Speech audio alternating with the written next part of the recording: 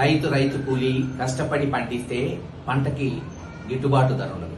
కనీసం గిట్టుబాటు ధర కల్పించలేని ఈ ప్రభుత్వం ఉంటే ఎంత పోతే ఎంత.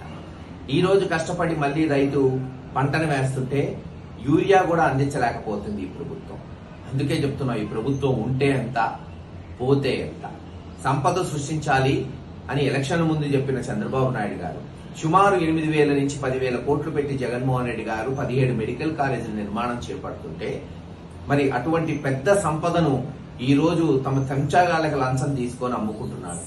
మరి ఇటువంటి ముఖ్యమంత్రి ఉంటే ఎంత పోతే ఎంత.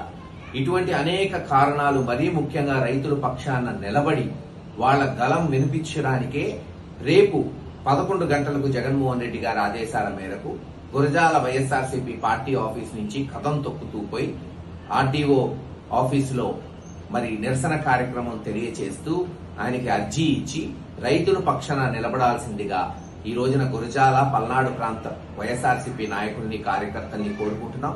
రేపు హెచ్చుగా తరలిరండి.